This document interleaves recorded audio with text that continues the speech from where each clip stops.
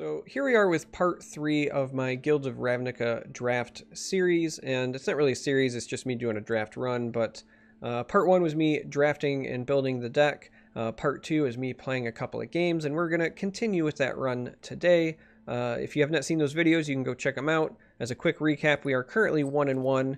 We won our first game rather convincingly, and we won our second game a bit to land flood. Our opponent drew 4 lands and played a lot of cards, and we drew 8 lands and played significantly less cards. So we are hoping for not that scenario to repeat itself. And this is a great opening hand. We have all of our colors covered. The last time when we lost, we did not have our white. And we have some stuff that we can play early as well. So we're going to go ahead and keep this. This Guild Mage is actually a fantastic card if we can keep it alive. And we did draft a pair of them. The trick is keeping it alive. But you can generate some pretty significant value from these over time if it's left unchecked. We're going to go ahead and go with the blue here because that opens up us with the ability to play either of these. But we're going to start with the Guild Mage. Now, strong chance this just gets nuked here, but we're hoping that's not the case. And hooray, we get a bit of a break. We're gonna go ahead and go to the attack step before we play cards because we want to be able to try to protect this if necessary. Try to sneak in some damage. Looks like they're gonna let us through, and then we'll develop the adept.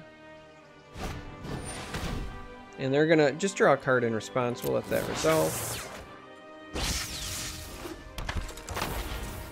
So we do have one of the rares that we drafted in our hand. This is Experimental Frenzy, excuse me, not Frenzy. This is something that we're likely gonna try to play when our hand empties out, or if our hand empties out. Because then this allows us to play cards from the top of our deck as opposed to from our hand.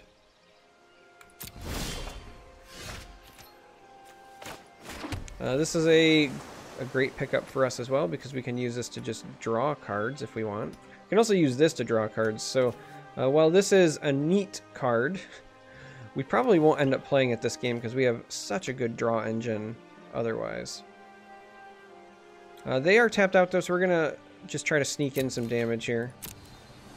Send both of these to attack. They can try to just block one of them if they want, and then we can choose to utilize some combat tricks if we would so desire. But I think it's better to save this in case they play a more impactful creature that we want to deal with. So we just take our 1 damage. And then essentially what we're doing here is we're looking to play this if it's something that we really want to nuke, and if it's not, we're just going to draw 2 cards. We're going to let this resolve. And at the end of their turn, we're just going to draw 2 cards. They're going to get this attack off first. Oh no, they're backing up now. So it's the end of their turn. We're going to go ahead and just draw 2 cards as opposed to hitting the bat. Because we were hoping to find a land there. We did not, however, find a land.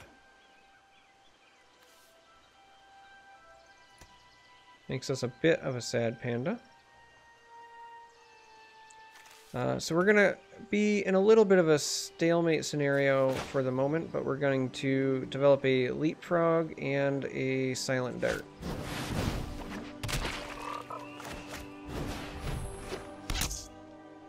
And then we're just going to say no attacks for now. If they so choose, they can bring the bats over for 3 damage in the air. We have no flyers that can block it, but we wanted to get some bodies on the board. They are going to bring the bat. It's a thirsty bat. Alright, that is also problematic. So the hexproof is a problem because we cannot remove that with traditional means. We cannot target it with the dart. We cannot target it with our removal.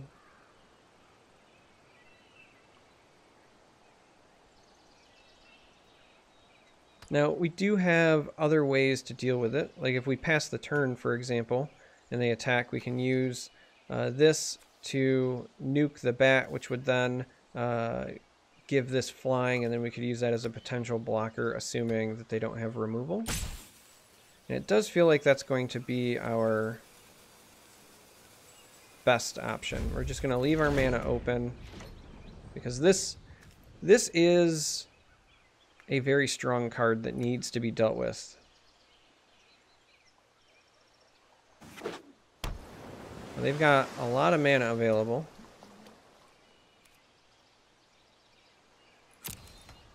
So if they have a counter spell or something in that regard, that could be a problem. But we are going to attempt to shoot this bat out of the sky. Let's see what kind of answer they have.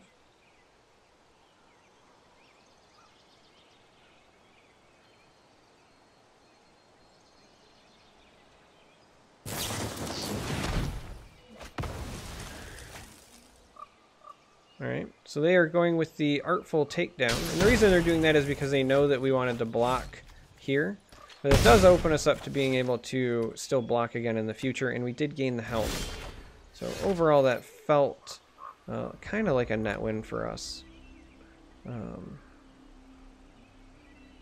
We do have this dart that we can use, but again, does nothing here.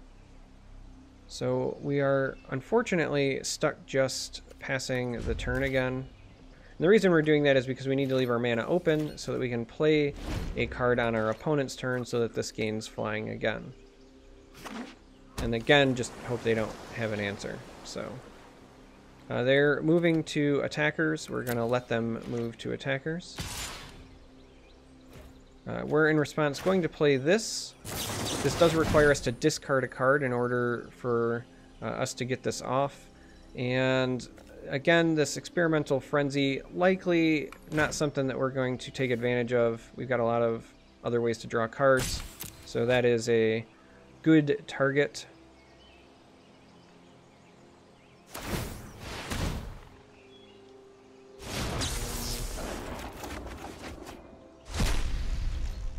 And so what they did in response was they used this to make this creature unblockable.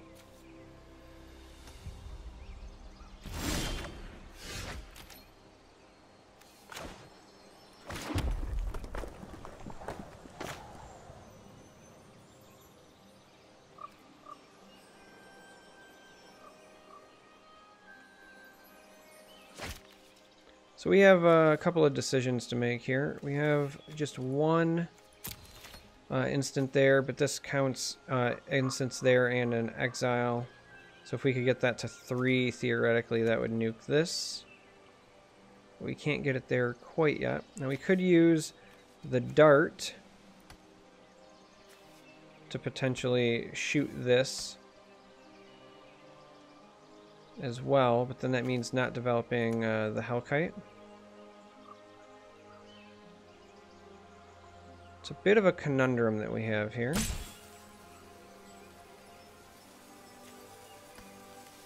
We're going to just develop the Hellkite. Or at least attempt to. They still have a lot of cards in their hand that they can work with.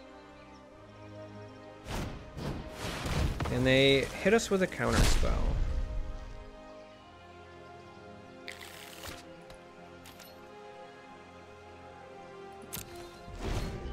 Alright. We have to find an answer for this Nightveil Predator soon, or we're gonna pay the price.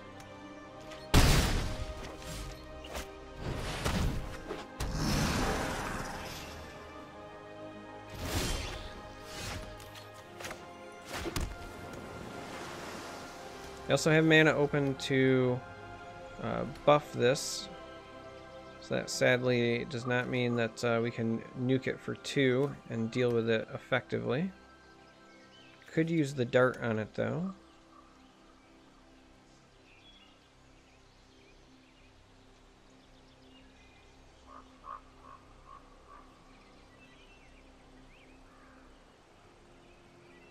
They could also buff it twice to survive the dart, which is another problem. So we are likely going to have to use our dart here. Attack with the frog. Except that we can't really attack with the frog. What a tough position to be in.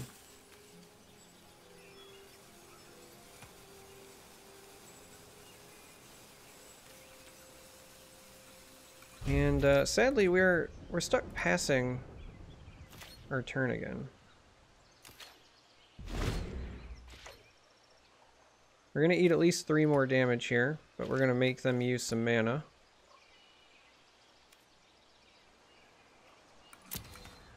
Probably gonna have to use our big powerful spell to nuke this.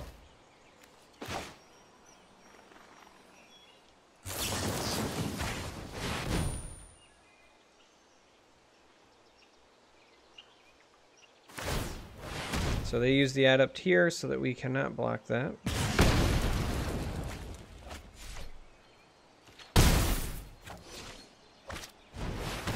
And they play yet another shade.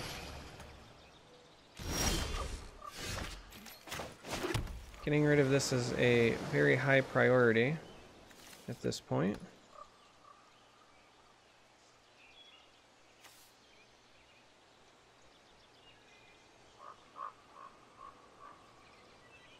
Which we can do.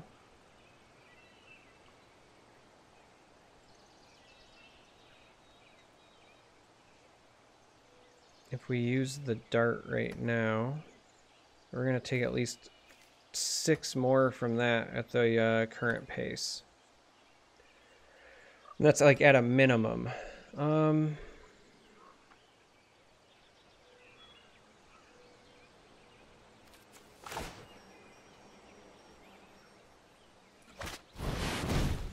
Does still feel like this is our best option. Because this may actually every problem has a solution. Let's start by taking you out of may actually draw some fire as well.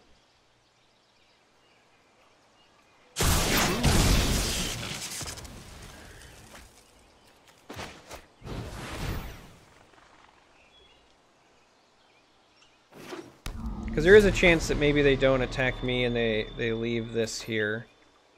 It's not likely, but the chance does exist.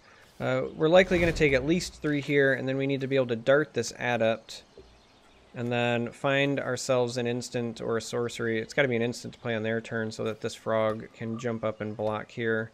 But I think we've ran out of quality instants at the moment. It's just overall not a good position for us to be in. This having hexproof was problematic, just a little bit. Was not great for us.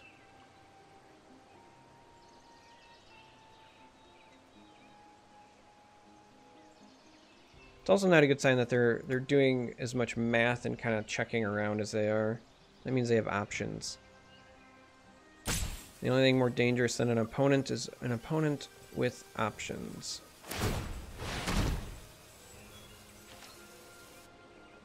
I think they figured out that they potentially have a 2-turn clock with us.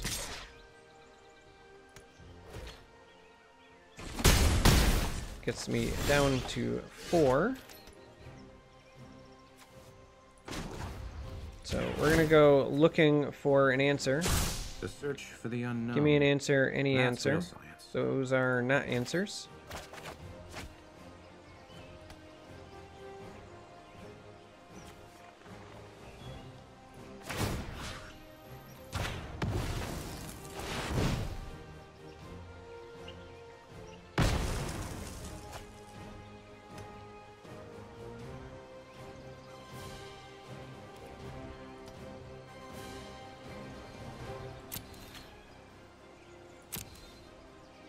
So we're gonna go move into attack.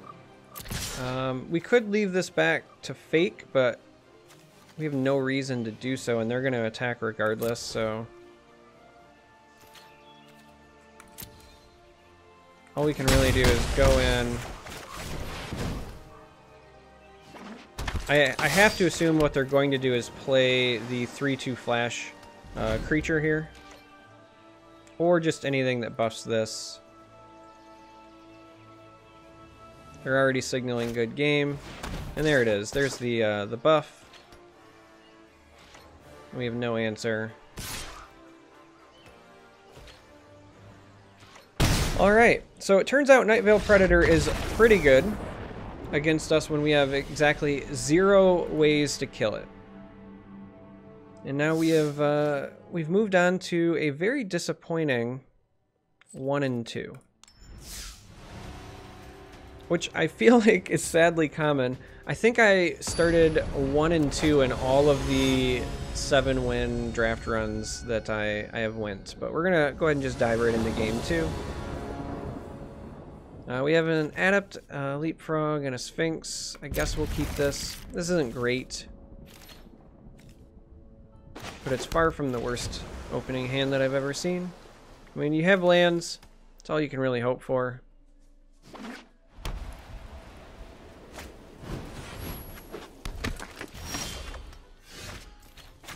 In this instance, even though this is more aggressive, we're going to play the 1/3 because it blocks this better.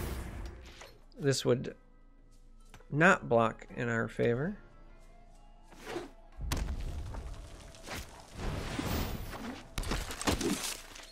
They develop a fresh-faced recruit.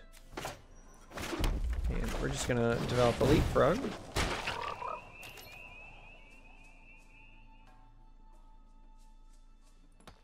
We're going to say no attacks. We could attack there, and they could choose to double block, but we would have taken out the recruit. But here they have to actually play something additional to kind of continue pressuring.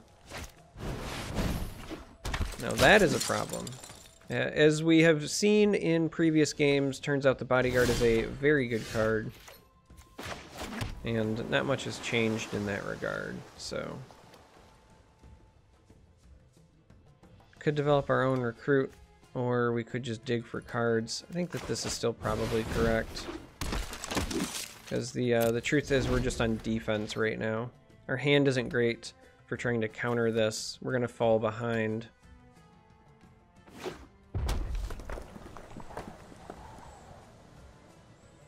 This is assuredly going to become a 3/2 first strike attacker at a minimum.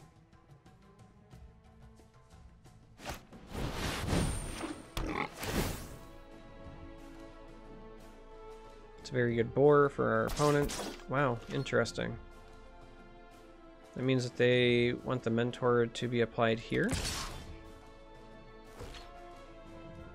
Or they just want to attack with a 4/1 first striker, huh? Alright, we will take the 4.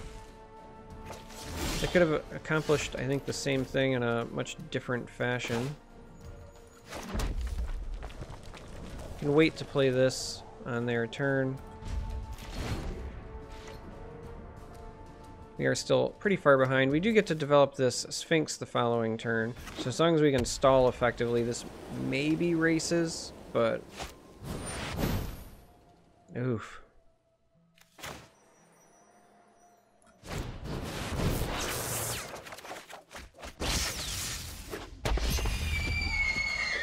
Not looking good for us. This is a good value engine if we can stall out long enough.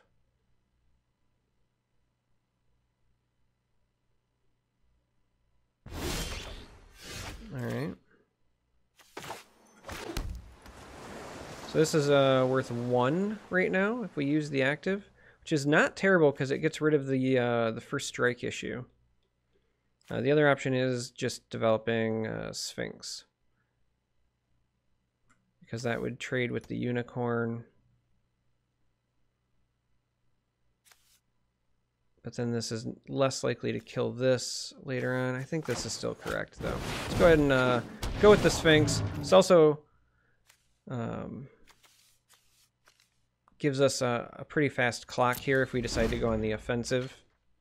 Like right now it's a big blocking body, but this is a 4-turn clock on its own if they don't have a flyer. The downside is this is a primary target for removal, as we see. We don't want to draw the locket. Honestly, we don't want to draw this either. This going to the discard pile is helpful because it'll just help our planeswalker out. And we can play these two the next turn. So even if they get the attack off, this can still hit something for 2.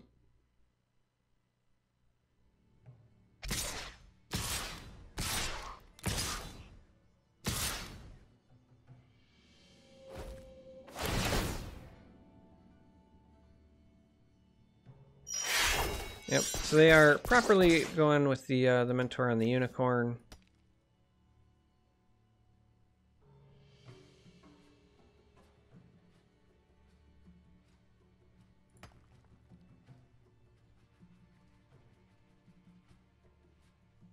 Which does create a problem.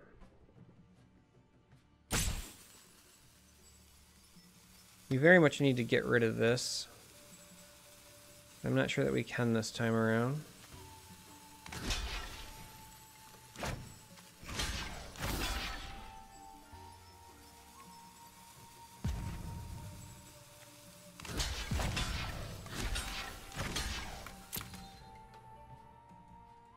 We're gonna go ahead and take this route. It's not ideal.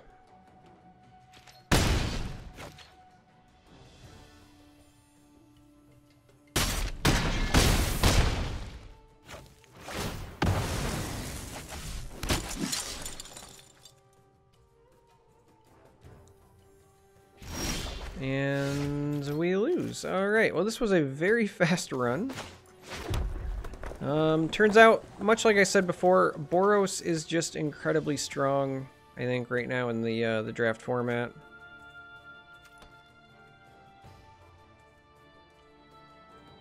Needed to be able to get rid of this Unicorn a little bit sooner, but I needed more in the discard pile to do it.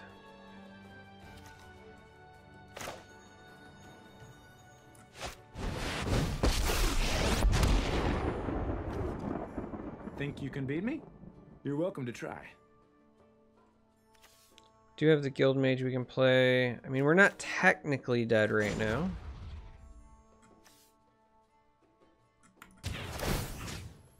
Technically not dead is the best kind of not dead, right? Oh no, we are dead because this is going to give everything else the bonus. Never mind. I'm just bad at math. I was counting this as 4, but it's really 6. So even in playing a blocker, we're dead. The only hope we have is that maybe they attack this instead of us, but there's no reason for them not to. We're tapped out. They've got lethal on the board. They can turn everything sideways, and that'll be a really short Ravnica run. Kind of picked the wrong thing to open up my YouTube series for Magic here, because every run that I've done prior has went significantly deeper. Got 3 7-win runs already under the belt. Yeah, sure, it doesn't matter. And some 5 and 6-win runs, and I do a draft and we go 1 and 2. I guess that will just teach me that I need to draft Boros, and maybe that's what I'll do for the next one. We'll claim our prize, we'll, I guess, go open our pack, and then here for the next video, maybe I will go draft some Boros like I'm supposed to.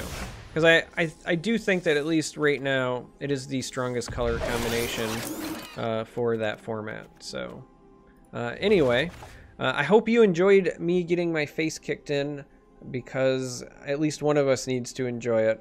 If you made it this far and you're still listening to me complain and moan, thanks for watching. Hopefully I'll catch you in the next one.